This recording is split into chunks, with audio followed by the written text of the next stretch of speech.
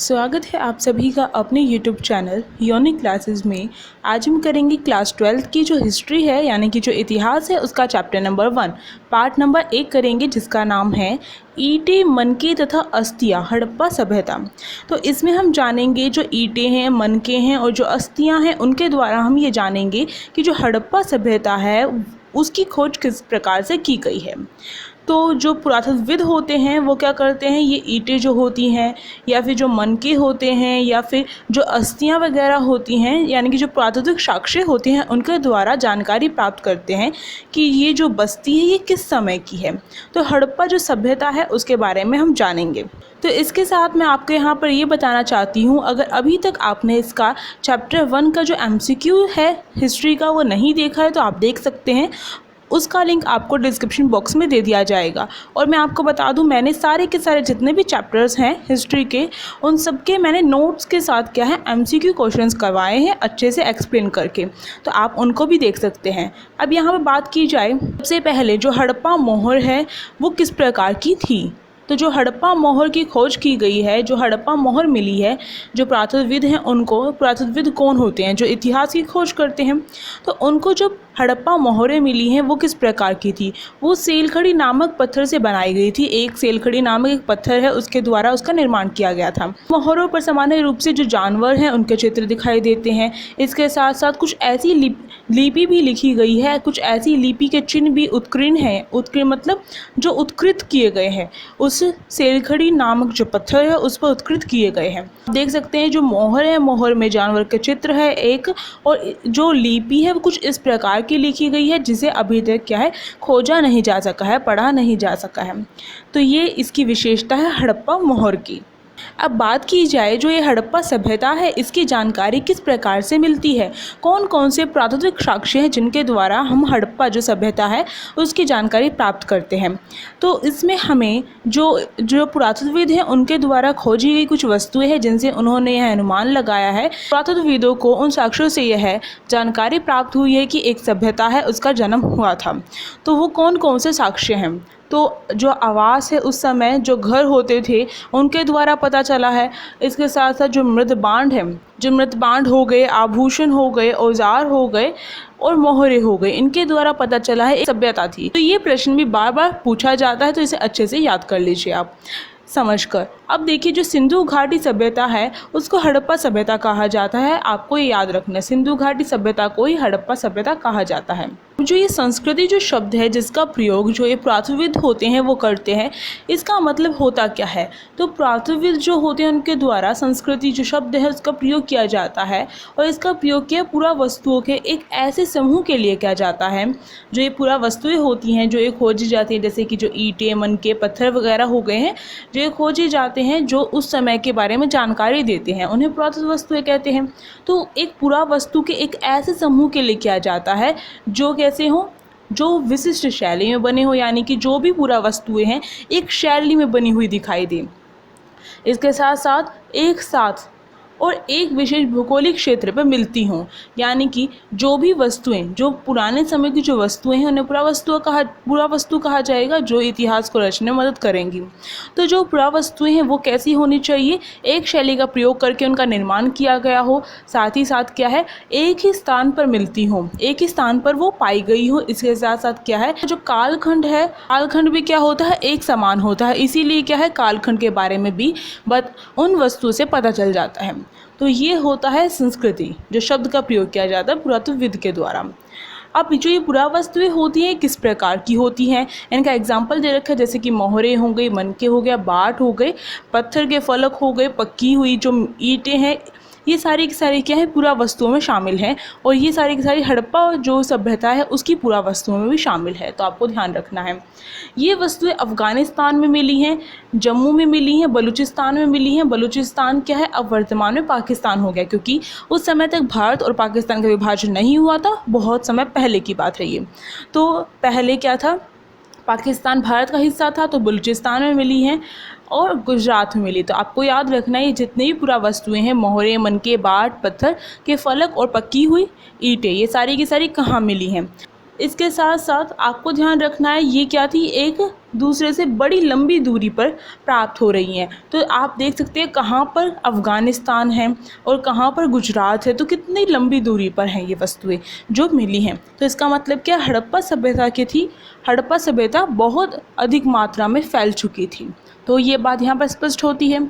ये जो सभ्यता है हड़प्पा सभ्यता, इसका नामकरण हड़प्पा नामक स्थान के द्वारा किया गया है। यानी कि पहली बार जो हड़प्पा नामक स्थान है या फिर जो संस्कृति कही जा सकती है, पहली बार जहाँ मिली थी, आपको समझ में आ गया होगा संस्कृति का मतलब जो ये पुरावस्तुएं हैं जहाँ पर मिली थी पहली बार, वो कौन सा स्थान था, हड़प्पा स्थान था। इसीलिए क्या है, इस सभ्यता का नाम हड़प्पा सभ्यता रख दिया गया है। तो ये जो प्रश्न है ये भी पूछा जाता है, हड़प्पा सभ्यता का नाम हड़प्पा क्यों रखा गया। इसका जो काल निर्धारण है वो कितना किया गया है, इसका काल निर्धारण अगर देखा जाए तो लगभग 2600 ईसा पूर्व से लेकर 1900 ईसा पूर्व तक किया गया है। इसके बीच में किया गया है कि इसके बीच में क्या हुआ था, हड़प्पा सभ्यता पनपी थी। जो निर्वाह के तरीके हैं, क्योंकि हड़प्पा सभ्यता थी इसका प्रमाण हो चुका है, तो उस समय जो लोग रहते थे वो अपना निर्वाह किस प्रकार से करते थे, अपने जीवन को व्यतीत किस प्रकार से करते थे, क्या चीज़ें खाते थे, तो इन सब के बारे में हमें देखना होगा। तो जो हड़प्पा सभ्यता के जो निवासी थे वो उस समय क्या है, जो पेड़ पौधों से प्राप्त जो उत्पाद हो गए, इसके साथ साथ जो जानवरों की जो हड्डियां होती हैं, जानवर जिनमें जो मछली शामिल है उनका प्रमुख आहार थी। यानी कि जो मछली हैं उनकी हड्डियां प्राप्त हुई है, जिससे यह अनुमान लगाया गया है कि जो मछली है उनका प्रमुख आहार रही होगी उस समय, और पेड़ पौधों से प्राप्त उत्पाद रहे। क्योंकि उत्पादों, पेड़ पौधों की भी जैसे बहुत सारे जो बीज होते हैं वो हम जो पुरावस्तु हैं, पुरातत्वविद हैं, उन्हें मिल जाते हैं, उनसे यह पता चल जाता है कि उस समय इन चीज़ों का प्रयोग किया गया हो। जैसे ये कोई भी फल खाने के बाद उसकी जो गुठली है वो वहीं पर रह गई हो, इन चीज़ों से पता चल जाता है। और दूसरा जो तरीका है उसमें क्या है, हड़प्पा जो स्थल है उनमें क्या है, अनाज के दाने मिले हैं। तो इससे यह पता चला है कि उस समय क्या था, कौन से जो अनाज है उनका प्रयोग किया जाता था निर्वाह के लिए। तो अनाज के दानों में जो गेहूं है उसके दाने मिले हैं, जौ के दाने मिले हैं, दाल, सफ़ेद चना और तिल। आपको ये अनाज के जितने भी दाने मिले हैं इनका नाम आपको याद रखना है। इसके साथ साथ जो हड़प्पा सभ्यता के जो लोग हैं वो बाजरा भी, उसका भी प्रयोग करते थे, बाजरा भी खाते थे, साथ ही साथ चावल भी खाते थे। पर जो बाजरे के दाने हैं वो कहाँ पर मिले हैं, वो तो गुजरात में मिले हैं। पर जो चावल है, चावल के दाने उसकी अपेक्षा कम मिले हैं। यानी कि चावल के जो दाने हैं बहुत ही कम मात्रा में मिले हैं, बाजरे का अधिक प्रयोग किया जाता था चावल की अपेक्षा।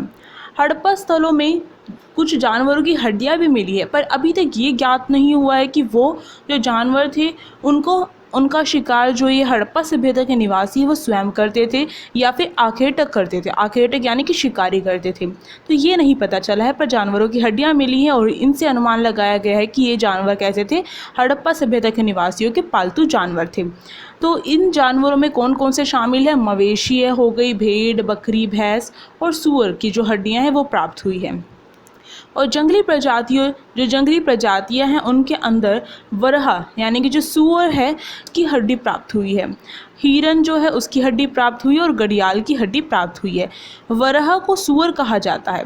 अब एक जो खास बात पता चली है, जो पुरातत्वविद हैं उन्हें एक खास बात पता चली है, वो है कि जो मोहरें थी उस समय की, उन मोहरों से एक बात स्पष्ट हुई है कि उस समय मोहरों पर जो रेखांकन किया गया है और जो मृण मूर्तियां हैं मोहरों पर, उनसे यह इंगित होता है कि वहाँ पर जो वृषभ है, वृषभ के विषय में जानकारी थी हड़प्पा सभ्यता के निवासियों को। अब वृषभ क्या है, वृषभ को वर्तमान में हम क्या कहते हैं, बैल कहते हैं। बैल जो होते हैं जो खेत जोतते हैं उन्हें कहा जाता है। तो जो मोहर है, मोहर के ऊपर जो वृषभ है उसका चित्र बनाया गया है हड़प्पा सभ्यता के निवासियों के द्वारा। तो अगर मोहरों के ऊपर वृषभ था तो इसका मतलब क्या है, उस समय जो बैल है यानी कि जो वृषभ है उसके बारे में जानकारी होगी, तभी तो उसका चित्र बनाया गया है मोहर के ऊपर। तो यह अनुमान लगाया गया है इतिहासकारों के द्वारा, पुरातत्वविद के द्वारा। तो इससे पता चलता है कि हड़प्पा सभ्यता के जो लोग थे खेती करने के लिए क्या करते होंगे, बैल का प्रयोग करते होंगे। तो ये बात यहाँ पर स्पष्ट होती है। कृषि प्रौद्योगिकी से रिलेटेड टॉपिक है ये आपका, यहाँ से स्टार्ट होता है। अब देखिए जो चोलिस्थान एक स्थान है जो हड़प्पा सभ्यता के अंतर्गत आता है। तो चोलिस्थान जो स्थल है उस पर क्या है, और इसके साथ साथ जो बनावली जिसे वर्तमान में हरियाणा कहा जाता है, तो जो बनावली और चोलिस्थान से जो मिट्टी के बने हुए जो हल हैं उनके प्रतिरूप प्राप्त हुए हैं, यानी कि जो खिलौने के रूप में मिट्टी के बने हुए जो हल हैं वो कहाँ से प्राप्त हुए, चोलिस्तान और बनावली से। तो इससे यह ज्ञात होता है कि जो हल है वो प्रयोग किया जाता होगा खेती करने के लिए। खिलौने के तौर पर बनाया है तो उस समय जानकारी होगी तभी तो बनाया गया है। कालीबंगन, आपको क्या करना है, जो उस समय हड़प्पा सभ्यता के समय जो ये राज्यों के नाम है वो आपको याद रखने हैं और वर्तमान में इन्हें किस नाम से जाना जाता है ये भी आपको याद रखना है। इससे आपका एक फ़ायदा होगा, अगर एमसीक्यू पूछा जाता है तो उसमें भी आपका फ़ायदा होगा। दूसरा, मैप क्वेश्चन जो आते हैं अगर आपसे पूछ लिया जाए कालीबंगन जो है वो कहाँ पर है, तो उसमें आपको अगर याद हो कि राजस्थान को कालीबंगन कहा जाता है, तो अगर आपको मैप में राजस्थान पता हो कि वो कहाँ है तो आप वहाँ पर कालीबंगन लगा सकते हैं, तो इससे फ़ायदा होगा। तो कालीबंगन को वर्तमान में राजस्थान कहा जाता है और यहाँ से क्या है, जुते हुए हलों के साक्ष्य प्राप्त हुए हैं, यानी कि उस समय जो खेत थे वो जूते जाते थे, तो उसका साक्ष्य कहाँ से प्राप्त होता है, कालीबंगन से। तो आपको ये नाम याद रखना है कि कालीबंगन से जुते हुए खेत का साक्ष्य प्राप्त हुआ है। चोलिस्तान और बनावली से क्या है, हल का प्रतिरूप प्राप्त हुआ है, मिट्टी के हल का प्रतिरूप। तो इस तरीके से जो विशेषता वो आपको याद रखनी है।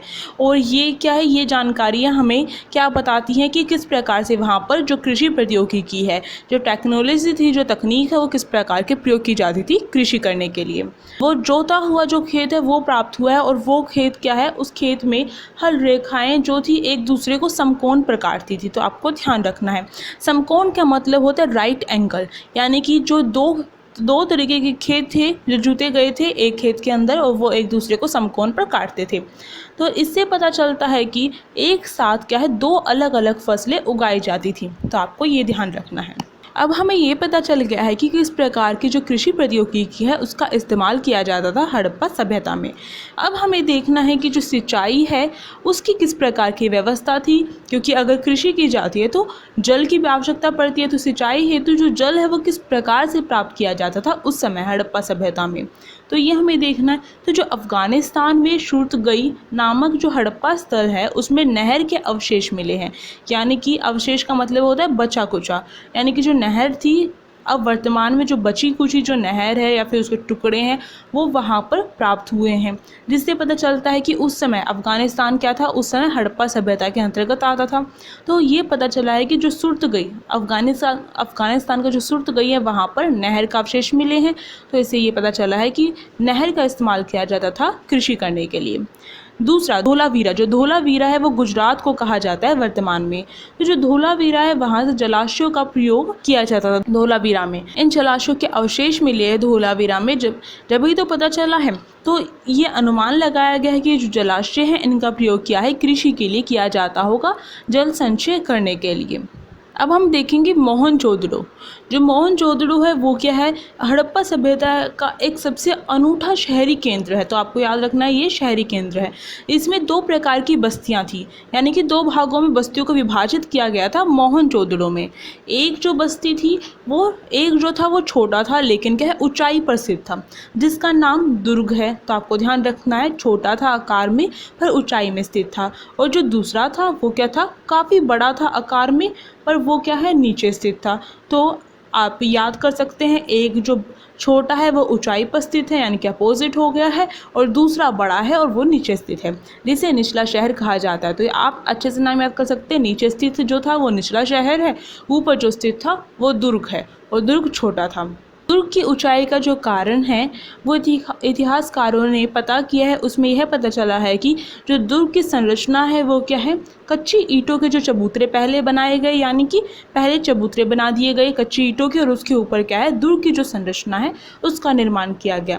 यानी कच्ची ईंटों के जो चबूतरे बनाए पहले ही ऊंचाई हो गई और फिर ऊपर से उसके ऊपर क्या है संरचना तैयार की गई है दुर्ग जो बस्ती थी उसकी। तो इससे क्या हो गया, वो और भी ज़्यादा ऊँचा हो गया।